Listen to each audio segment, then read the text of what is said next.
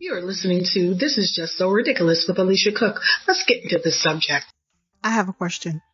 If war broke out in your country, what would you do? Do you have an exit strategy? Let's dig into that today. I know that growing up, we all made plans with our family. If this happens, we'll meet here.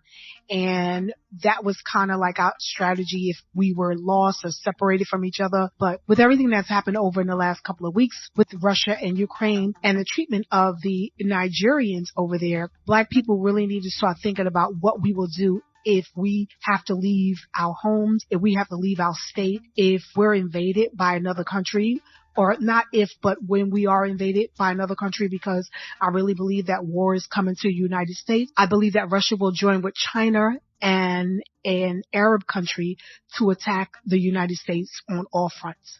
So if and when this happens, what should we do? How will we get out? What steps should we take now to prepare ourselves to escape and to get out of the United States if and when it becomes necessary for us to do so. Now, as a single person, I have my passport. I have my passport ID card, which I carry in my bag. That allows me to quickly just get on a bus or a plane or whatever and make my way to Canada or to Mexico, because your passport identification card, you can use it to enter into Mexico or into Canada. Everywhere else you need your actual passport.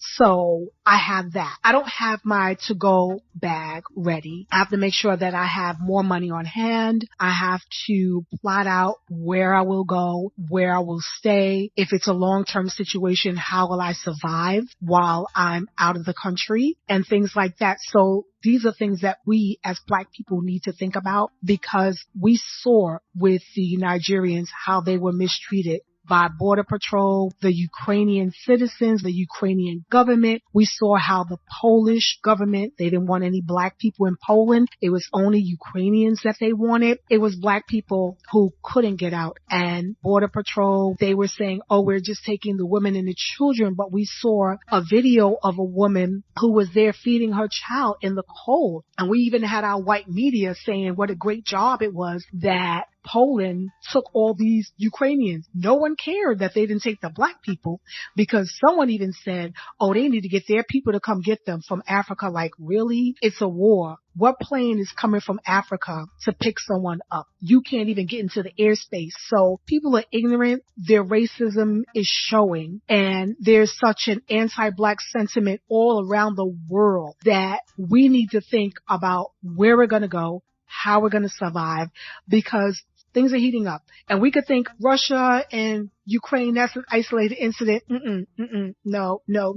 If we think about World War II, right? Everyone got into World War II because of what was going on over there. Remember, United States got into World War II when they were bombed at Pearl Harbor, but they were not going to get involved. So the United States is demanding that the Africans get involved to help the Ukrainians. Like, really? The Ukrainians who didn't want the Africans to leave, who showed their racist selves in living color. Now Africa should go over there and help them fight? Like, are you serious? Our government is so ridiculous. And see, the United States engaged in combat with Russia, China's going to jump in. If China jumps in, another Middle Eastern country is going to jump in, and then they're going to turn their sights on us. So what do? How do we get out? What's our exit strategy? I believe if you don't have any land somewhere else, especially Black people, it's like, oh, I don't want to go over to Africa. Africans don't like Black Americans. Don't believe the hype. Okay, you go over there, you mind your business, you live your life. No one's going to bother you, okay? You have to use wisdom. Anywhere you go, you have to use wisdom. Don't believe the hype that all Africans are scam artists and everything, because that's not true.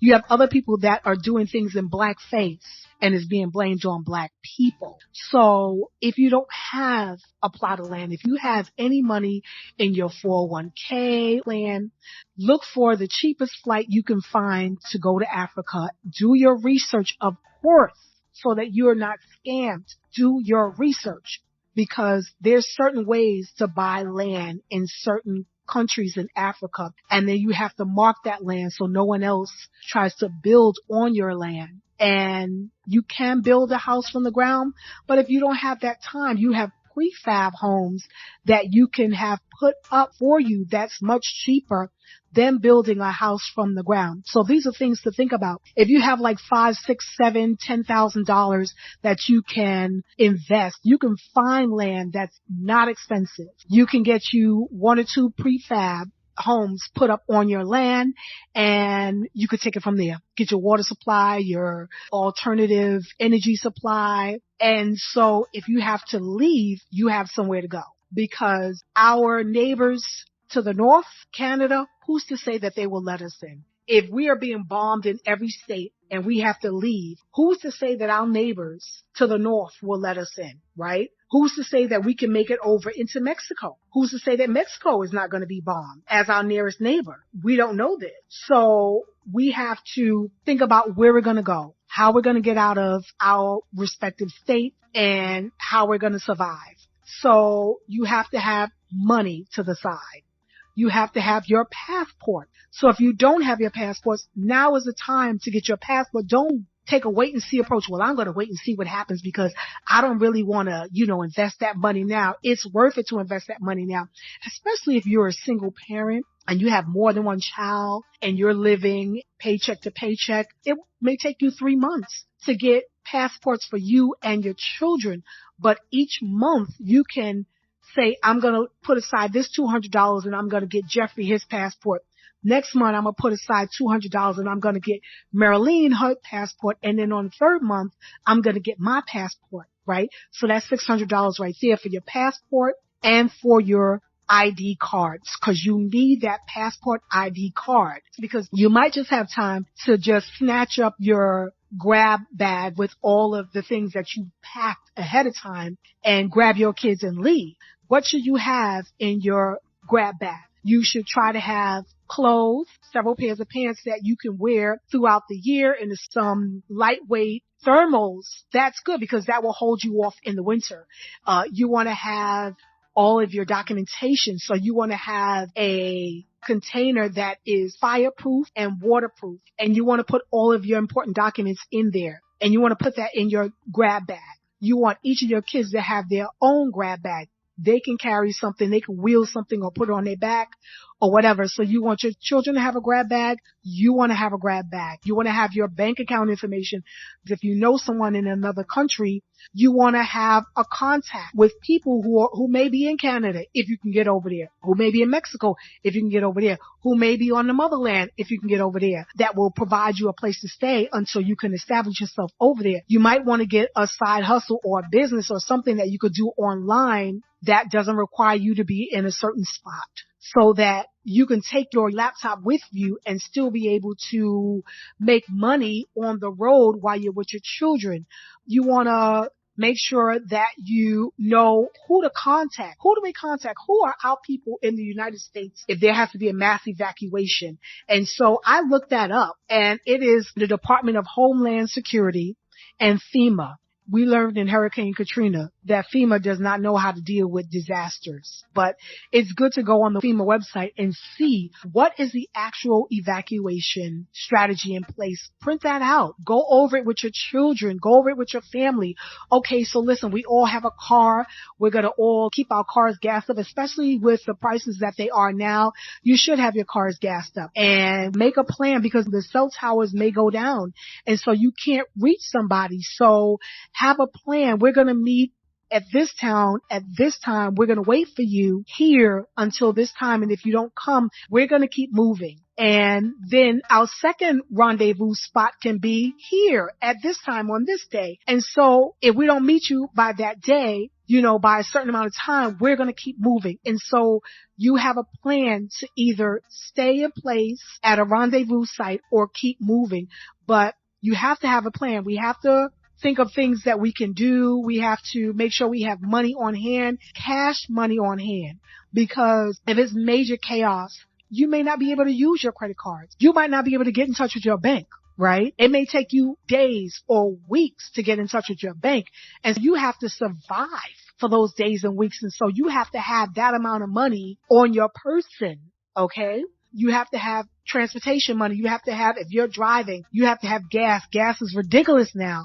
So you have to have enough gas to take you several hours if you're going to Canada. If you have a small car or you don't have a big gas tank, you're going to be filling up a bit. And you have to have that money because if they don't want to take your card, you're in trouble. Okay. So cash on hand, all your important documents, your children, an exit strategy, where you're going to meet, rendezvous sites, all of those things. And also think of taking the things that you wouldn't normally think about taking. Like we're coming up into the spring in New York. So if we're running, we're just grabbing what we can grab. We're not thinking winter. We're not thinking, oh, we might not be able to get back. We're not thinking that the banks may close for a long time and we won't have coats and stuff for the winter depending on where we're at. I mean, if you're in Canada, it's freezing out there in the winter. You're going to need something that's really warm. You're going to need winter boots. You're going to need thermals. You're going to need all those things. It's time to start thinking, okay, I'm going to start getting these things together now. I'm going to put money to the side for my passports for my kids and I.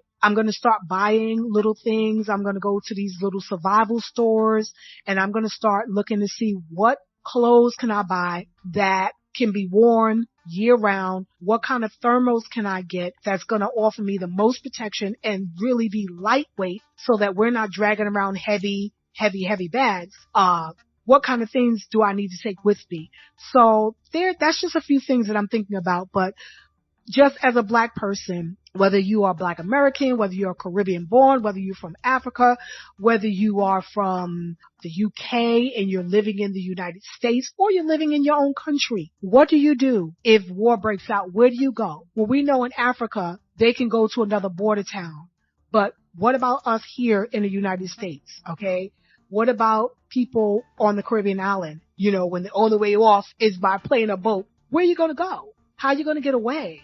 What's your exit strategy? Start thinking about those things now because we can't depend on anyone to help us but ourselves. We can't depend on our governments to look out for us. We can't depend on pretty much anybody to look out for us. We have to have an exit strategy. For those of you that are buying land in another country, you got to think, okay, so the way things are looking, 6 months down the line, war may come to America. Do I get my tickets now? Do I try to lock in a price now so that when it's time to go, if I have a ticket, I could just go to the airport and wait for the next available flight that I can get a seat on for myself and my children?